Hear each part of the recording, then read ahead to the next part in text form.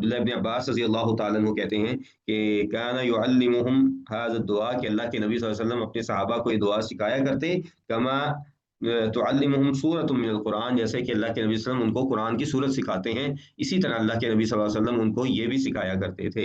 اور پھر ایک دوسری حدیث میں ہے کہ آپ نے صحابی کو نماز کا طریقہ بتایا اور پھر کہا کہ اذا فرغ احدکم من التشہد، کہ جب پھر تم میں سے کوئی تشہد میں فارغ ہو جائے، یعنی تشہد اور درود پڑھ کے الاخیر فلیتعوذ باللہ من اربع، تو پھر چار چیزوں سے اللہ کی پناہ مانگے۔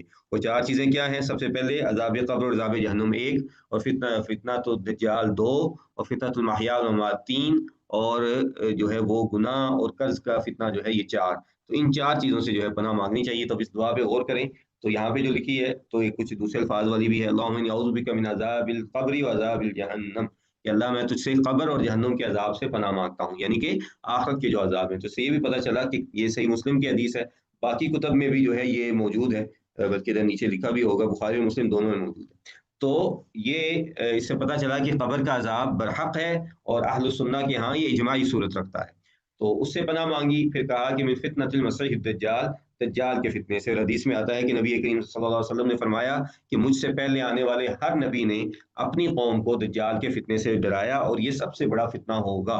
اور پھر سوال یہ پیدا ہوتا ہے کہ لوگ کہتے ہیں کہ اس کو مسیح کیوں کہا جاتا ہے؟ تو مسیح جو اس کو کہنے کی وجوہات ہیں وہ دو ہیں۔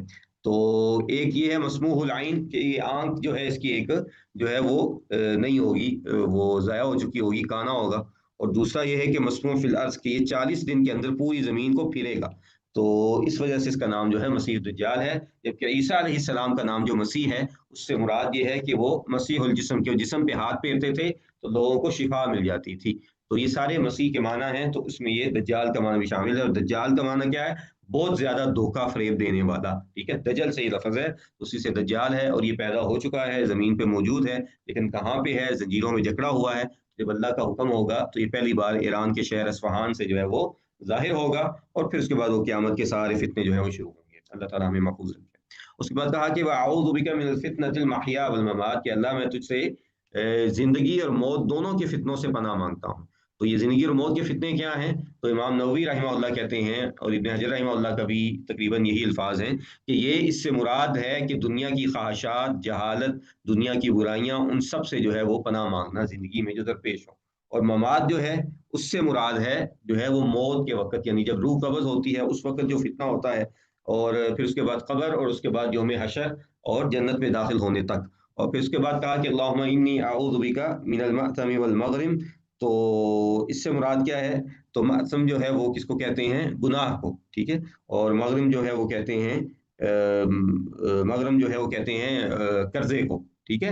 تو ان دونوں چیزوں سے اللہ تعالیٰ کے نبی صلی اللہ علیہ وسلم نے پناہ مانگی ہے۔ اور قرض جو ہے یہ انتہائی بری چیز ہے، یہ انسان کو کہ ایک تو عزت نفس جو ہے اس کو مجروح کرتی ہے، اور نمبر دو جو ہے اس کی وجہ سے انسان جو ہے وہ خود بھی جو ہے وہ ایک کام چوری کا شکار ہونے لگ جاتا ہے، اس لیے اس سے پناہ مانگی گئی۔ اس کے بعد کہا کہ دوسری جو دعا بیان کی تو سیدنا علی رضی اللہ تعالیٰ عنہ غالباً اس کے راوی ہیں اگر میں بھول نہیں رہا، تو کہتے ہیں کہ اللہ کے نبی صلی اللہ علیہ وسلم نے یہ دعا سکھائی کہ اللہم اغفر لی ذنبی ووسع لی فی داری وبارک لی فیما رزقنی، کہ اللہ مجھے جو ہے وہ میرے گناہوں کو تو بخش دے، میرے گھر کو تو کشادہ کر دے، اور جو رزق تو نے مجھے دیا ہے اس میں تو برکت عطا کر دے۔ اور اس کے بعد اگلی جو اس سے دعا ہے وہ بہت عظیم دعا ہے، اور اس دعا کے جو الفاظ ہیں کہ جو صحابی ہیں شداد بن اوس رضی اللہ تعالیٰ عنہ، اس حدیث کے راوی ہیں، تو کہتے ہیں کہ اللہ کے نبی صلی اللہ علیہ وسلم نے مجھے فرمایا کہ یا شداد اذا رأیت الناس قد اکتنزوا الذهب والفضة فاکنز هذه الکلمات، کہ شداد جب تو دیکھے کہ دنیا میں لوگ جو ہیں وہ سونے چاندی کے ڈھیر لے کے جا رہی ہیں، یعنی کہ دنیا کی مال و دولت بھر بھر کے لے کے جا رہے ہیں، تو تم نے پریشان نہیں ہونا، بلکہ کیا کرنا ہے؟ تم نے ان کلمات کا اپنا خزانہ بنا لینا ہے، ان سے اپنا خزانہ بھر لینا ہے، یعنی اپنے اعمال کو بھر لینا ہے۔ اور شداد بن اوس رضی اللہ تعالیٰ عنہ تابعین کو اکٹھا کر کے یہ دعا جو ہے وہ سکھایا کرتے تھے، اور امام ابن قیم رحمہ اللہ جن کی کتاب ہم پڑھ رہے ہیں، ان کے شاگرد رشید ہیں ابن رجب رحمہ اللہ، تو انہوں نے صرف اس دعا کی شرح پہ ایک رسالہ لکھا ہے، تقریباً 35 سے 40 صفحے کا ہے، اور بڑا ہی خوبصورت ہے۔ تو اب یہ دعا پہ آئیں تو کہتے ہیں کہ اللہم انی اسألک الثبات فی الامر، کہ اللہ تعالیٰ میں جو ہے وہ ہر معاملے میں تجھ سے جو ہے وہ ثابت قدمی کا سوال کرتا ہوں، ثبات کا معنی جو ہے ابن رجب رحمہ اللہ نے کیا ہے کہ یہاں سے مراد جو ہے دین پہ ثبات ہے، دین پہ ثابت قدمی ہے، کب تک؟ جب تک موت نہ آ جائے۔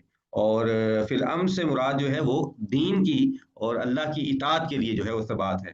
اور پھر کہا کہ والعزیمۃ علی الرشد، اور اللہ تعالیٰ میں تجھ سے جو ہے وہ پکا ارادہ، عزیمہ کیا ہوتا ہے؟ ایسا پختہ ارادہ جس میں کوئی تبدیلی نہ آ رہی ہو، تو وہ میں مانگتا ہوں۔ پھر الرشد، اور رشد کیا ہے؟ اللہ اور اس کے رسول کی صحیح معنوں میں فرما برداری اور اس پہ استمرار، یعنی کہ بات سمجھ آ گئی، جیسے ابن رجب رحمہ اللہ نے لکھا کہ کئی لوگوں کو سمجھ آ جاتا ہے کہ اللہ اور اس کے رسول کی فرما برداری اس چیز میں ہے، اور وہ ایک آدھ بار فرما برداری کرتے بھی ہیں، لیکن اس پہ ان کو ہمیشگی نہیں ہوتی، استمرار نہیں ہوتا، تو یہاں پہ مراد جو ہے وہ استمرار ہے۔ اور کہا کہ وہ اسالک اشکر نعمتک، اور اللہ تعالیٰ میں تجھ سے سوال کرتا ہوں کہ میں تجھ سے تیری نعمتوں کا شکر ادا کروں۔ تو شکر جو ہے وہ تین طرح کا ہے۔ سب سے پہلے دل سے شکر ہے، الاعتراف بالقلب، اور دوسرا جو ہے وہ زبان سے ہے، اور وہ کیا ہے؟ ذکر اللہ، الثناء والحمد للہ، اور تیسرا ذکر جو ہے وہ ہے جوارح کا، کہ اپنے جو اعضاء ہیں، جو اپنا جسم ہے، اس کو ایک تو اللہ کی اطاعت کے لیے وقف کر دینا، اور ایک اس نعمت کا درست طریقے سے استعمال کرنا۔ اور پھر کہا کہ وہ حسن عبادتک، اور عبادت میں جو ہے وہ تحسین چاہتا ہوں۔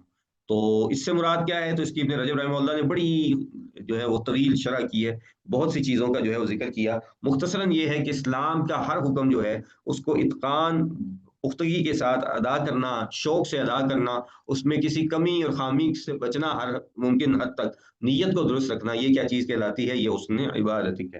اور پھر کہا کہ وَأَسْأَلُكَ قَلْبًا سَلِيمًا، کہ میں تجھ سے اللہ تعالیٰ سوال کرتا ہوں ایسے دل کا جو تیرا فرما بردار ہو۔ ٹھیک ہے، یعنی کہ کئی بار کیا ہے کہ انسان اللہ تعالیٰ کی جو ہے وہ فرما برداری تو کر رہا ہوتا ہے، لیکن دل ساتھ نہیں دے رہا ہوتا، اس لیے اللہ سے سوال ہے کہ قلب سلیم عطا فرما، جس میں خامی نہ ہو، جس میں کوئی چیز آگے پیچھے نہ ہو۔ اور پھر اس کے بعد کہا کہ وَأَسْأَلُكَ لِسَانًا صَادِقًا، اللہ تعالیٰ میں تجھ سے سچی زبان کا، سچی ایسی جو ہے وہ زبان کا جس سے جھوٹ نہ نکلتا ہو، اس کا سوال کرتا ہوں۔ وَأَسْأَلُكَ مِنْ خَيْرِ مَا تَعْلَمُ، اور سوال کرتا ہوں ہر اس خیر کا جو میں جانتا ہوں۔ وَأَعُوذُ بِكَ مِنْ شَرِّ مَا تَعْلَمُ، اور ایسے ہر شر سے پناہ مانگتا ہوں جسے میں جانتا ہوں۔ أَسْتَغْفِرُكَ لِمَا تَعْلَمُ، اور استغفار کرتا ہوں اس کے بارے میں جو میں نہیں جانتا ہوں۔ تو یہ اللہ کے نبی صلی اللہ علیہ وسلم کی دعائیں ہیں۔ اس کے علاوہ وہ معروف دعا ہے کہ ابو بکر رضی اللہ تعالیٰ عنہ اللہ کے نبی کے پاس آئے کہ اللہ کے نبی میں تشہد میں کیا پڑھوں؟